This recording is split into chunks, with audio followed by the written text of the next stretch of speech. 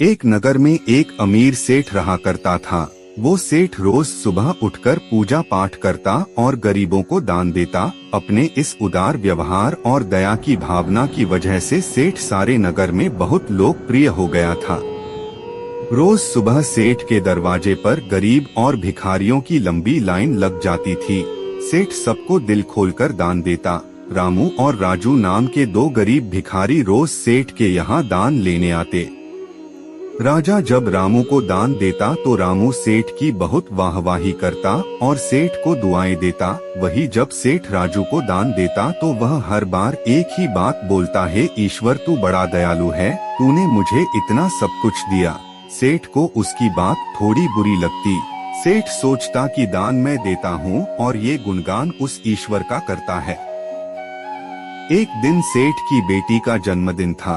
उस दिन सेठ ने दिल खोल कर दान दिया। जब रामू और राजू का नंबर आया तो सेठ ने पहले रामू को दान दिया और रामू सेठ का गुणगान करने लगा। लेकिन सेठ ने जैसे ही राजू को दान दिया वो हाथ ऊपर उठा के बोला, हे ईश्वर तू ही अन्नदाता है, आज तूने मुझे इतना दिया, इसके लिए प्रभु मैं तुझे धन्यवाद देता हूँ। सेठ को यह सुनकर बड़ा गुस्सा आया। उसने कहा कि राजू मैं रोज तुम्हें दान देता हूँ, फिर तुम मेरे बजाय ईश्वर का गुणगान क्यों करते हो। राजू बोला, सेठ जी देने वाला तो ऊपर बैठा है, वही सबका अन्नदाता है, आपका भी और मेरा भी। यह कहकर राजू वहाँ से चला गया।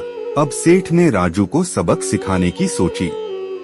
अगले दिन जब रामू और राजू का नंबर आया तो सेठ ने रामू को दान दिया और कहा, रामू मुझे राजू से कुछ बात करनी है, इसलिए तुम जाओ और राजू को यहीं छोड़ जाओ।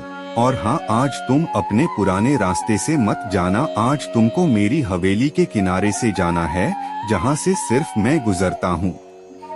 रामू खुशी खुशी दान लेकर चला गया। हवेली के किनारे का रास्ता बड़ा ही शानदार और खुशबू भरा था। सेठ ने उस रास्ते में एक चांदी के सिक्कों से भरा घड़ा रखवा दिया था। लेकिन रामू आज अपनी मस्ती में मस्त था। वो सोच रहा था कि सेठ की मुझ पर बड़ी कृपा हुई है जो मुझको अपनी हवेली के रास्ते से गुजारा। यहाँ पर तो मैं अगर आंख बंद करके भी चलूं तो भी कोई परेशानी नहीं होगी। यही सोचकर किशन आंखें बंद करके रास्ते से गुजर गया, लेकिन उसकी नजर चांदी के सिक्कों से भरे घड़े पर नहीं पड़ी। थोड़ी देर बाद सेठ ने राजू से कहा कि अब तुम जाओ, क्योंकि रामू अब जा चुका होगा, लेकिन तुमको भी उसी रास्ते से जाना है जिससे रामू गया है। राजू धीमे कदमों से ईश्वर का धन्यवाद करते हुए आगे बढ़ चला। अभी थोड़ी दूर ही गया होगा कि उसकी नजर चांदी के सिक्कों से भरे घड़े पर पड़ी। राजू घड़ा पाकर बड़ा खुश हुआ। उसने कहा, ईश्वर तेरी मुझ पर बड़ी अनुकंपा है, तूने मुझे इतना धन दिया।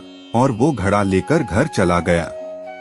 अगले दिन फिर से जब राजू और रामू का नंबर आया तो सेठ को लगा कि रामू घड़ा ले जा चुका होगा, इसलिए उसने रामू से पूछा, क्यों रामू, कल का रास्ता कैसा रहा, राह में कुछ मिला या नहीं। रामू ने कहा, साहब जी रास्ता इतना सुंदर था कि मैं तो आंखें बंद करके घर चला गया, लेकिन कुछ मिला तो नहीं। फिर सेठ ने राजू से पूछा तो उसने बताया कि कल मुझे चांदी के सिक्कों से भरा एक घड़ा मिला, ईश्वर ने मुझ पे बड़ी कृपा की। सेठ रामू से बड़ा गुस्सा हुआ। उसने कहा कि आज मैं तुझे धन नहीं दूंगा बल्कि एक तरबूज दूंगा। रामू बेचारा परेशान तो था, लेकिन कहता भी तो क्या, चुपचाप तरबूज लेकर चल पड़ा। उधर सेठ ने राजू को रोजाना की तरह कुछ धन दान में दिया।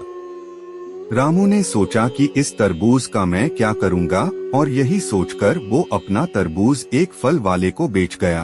अब जब राजू उस रास्ते से गुजारा उसने सोचा कि घर कुछ खाने को तो है नहीं, क्यों ना बच्चों के लिए एक तरबूज ले लिया जाए। तो राजू फल बेचने वाले से वही तरबूज खरीद लाया जिसे रामू बेच गया था।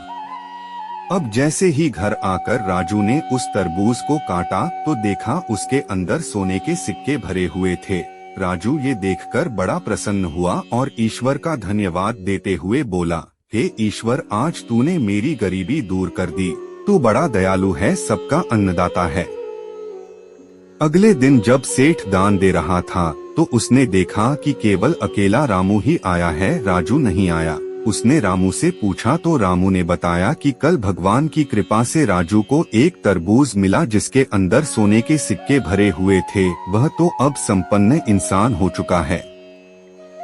रामू की बात सुनकर सेठ ने भी अपने हाथ आसमान की ओर उठाए और बोला, हे ईश्वर, वाकई तू ही अन्नदाता है, मैं तो मात्र एक जरिया हूँ, तू ही सबका पालनहार है। सेठ अब सारी बात समझ चुका था।